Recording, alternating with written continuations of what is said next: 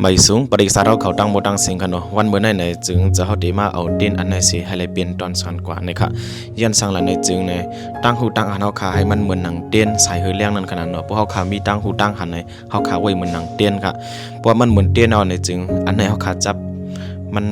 จับยาวในจึงเพราะเขาขาขึ้นกว่าจับทางต่างอันนั้นก็อันกูอันเจ้านั้นก็มันติขึ้นเฮืองจอมมันติขึ้นเลี้ยงจอมไหนอันนี้ก็มันก็ยอมกว่าค่ะอันนั้นก็มันก็ติขึ้นเรือเฮืองมาแทงติขึ้นเขี้ยมาแทงในย้อนปนนั้นแหละป้ายปิงยาอันเฮาคาหมออันเฮาคาคู่นั้นไหนแจกปันกันนำปันตั้งหูกันนำให้กวนเฮาคาคู่นำเพราะเฮาคามีตั้งหูนำมาในจึงลองบางอันเฮาคาทางพิจารณาในก็มันก็เตรียมเปลี่ยนมาเดี๋ยวก็ลองใกล้พิดกันแต่กว่ากู300,000เบิ่งลองนำดีจังนั้นก็มันก็ได้ลดยอมกว่ากำร้อยนั้นขนาดเนาะย้อนเปิดสังนั้นในจึงอันเฮาขามีตั้งหูตั้งหันมาในจึงมันได้จ่อยเกียรติเคปันเฮาไล่ในขณะย้อนปนนั้นแหละย่ำเดียวเนี่ยได้ก็มีมันก็มีกูลองเนี่ยเจียมเจ้าคือคนเมืองเปิ้นแต่ก็